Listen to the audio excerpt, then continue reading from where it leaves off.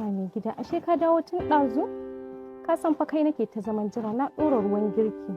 Tukunya na neman ƙonewa, sai na koma ɗaki na kwanta, ina ta faman jiran ka. Dai a ce ba a samu kashi ɗin ba. Ki riga kin sani, ƙasa ta lalace. Mai gida, me ya faru ne haka ƙasa ta lalace? Ke dai bari kawai wannan masifa da me ya kama. Ki duba tun sanyin safi na fita na tafi banki. Na bi layi. Kin ga yadda wurin ya cika jama'a.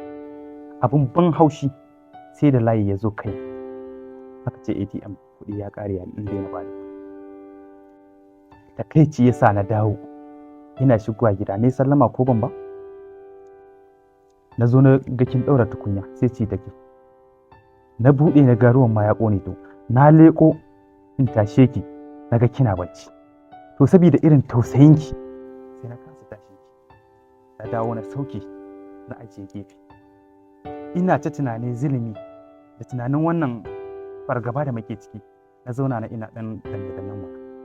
Ba wai na ki tashin ki ne saboda wani abu. Wannan masifa da me kam. To ke dai kin sani muna da 'yan kuɗaɗen mu wanda yake ba ma da matsalar tafali. Amma aka zo da batun nan aka ce mu kwashi ɗin kuɗin duka mu kai banki. To gashi yanzu kana son tafali abin ya ga. Wannan zalunci da me ya kama? Da me ya kama? Wannan zalunci ne ba wai shugabanci ba. Muna cikin wani hali yanzu gashi ki duba ATM ɗin nan naje ba labari ba kuɗin nan. Sai dai yanzu akwai wani abokina da muka yi alƙawarin idan ya je bankin ya ɗan samu mai POS. Zai kira ni a waya to amma ni na ji har yanzu shiru bai kira ni a waya.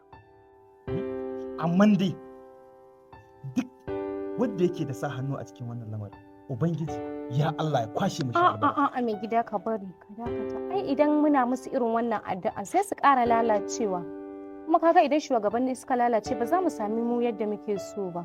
Mu dai abin da ya kamata mu dinga yi ma shugabanni addu'a ta fatan alheri Allah ubangiji ya shiryar da su ya dora su akan hanya madaidaiciya. Idan Allah ya shiryar da su mu ma sai mun fi jin daɗin rayuwar mu. Mu dai fatan mu a koda yaushe Allah ya ba mu shugabanni na gari. To da dai ina da ƙudurin addu'o'i marasa abin nan amma tun da kika ce yi musu addu'a Allah ya shirye su Allah ya ganar da su. Allah ya sa kuma wannan manufan da suke Allah sa ya zama alkhairi. Yanzu dai ba mu san alkhairi shi ba amma Allah ya sa gaba ya zama alkhairi. Ni gida kakka wani damu saboda ni abin da ya sa ma bana damuwa ko ba mu taɓa shiga wannan halin tsakanina da kai ba ka cutar da ni wannan yanayin ne kawai na gwamnati da suka shigar da mu amma Allah ya shirye da su ya sa su Allah ya zaba mana shugaba na gari yanda mu ma za mu ji daɗin rayuwar mu ai ni ba zan taɓa ɓata raina ba ko da na wuni da yunwa ba zan ɓata raina ba saboda na san ba laifin ka bane.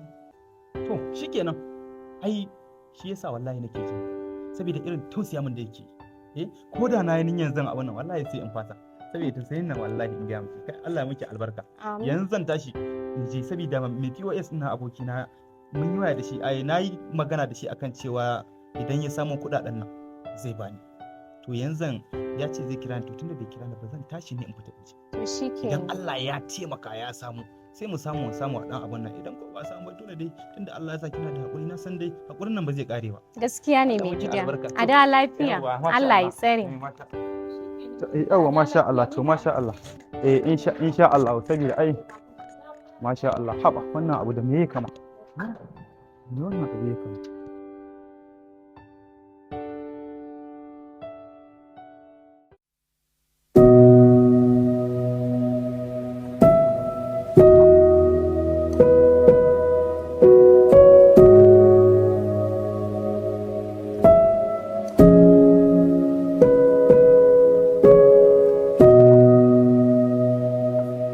Man Tasiu haba ya da haka haba malam Tasiu yanzu wucewa za ka yi kamar baka san ni ba taya ba zan wuce ba nace taya ba zan wuce ba ka manta da alƙawarin da muka yi da kai idan ka dawo banki za ka kira ni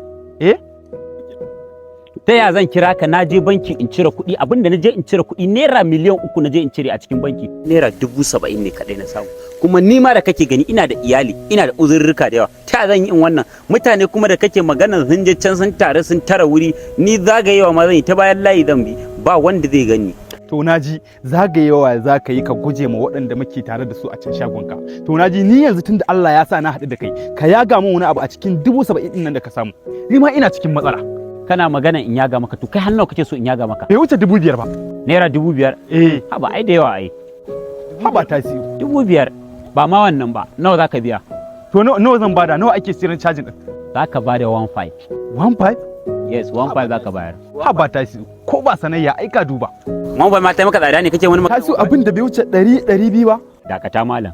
Ka ga nan tun safe na je bankin nan tun asuba a can asuba yayi min nake ganin manyan mutane suna zuwa sai cire kuɗi suke yi. Mutum ne ya zo zai cire miliyan 3 ya bada naira 150 aka canza mai kuɗi. Lokaci ɗaya aka canza mai miliyan 3 nan. Ta ina mu yan kaji za a ji da mu? Da ƙyar ka san wahalan da na sha sai da muka dambe muka bugi juna sannan na zamu na cire wannan. Sai kuma ka zo ina ga maka 1.5 ashe ma ba kuɗin ma kake so ba. To yanzu dai duk ba wannan ba. Yanzu me ya kamata a yi? 1.5 din zaka biya. 1.5 ka duba dai ka dan rage mu. To a ba san kuɗi. Man Tasiu tsaya mana. Yanzu to ya za a yi? Ka bada 1.5 in cire maka. Mu je ko nawa ne ma ni ko sun kai dubu bin ma ni zan bada. Saboda in bar iyali na a cikin wani yanayi. Ka ji magana. Gara mu je kawai mu je. Kana abin nan ana faɗa maka 1.5 Ba ya za mu yi addu'a dai Allah ya shirye su.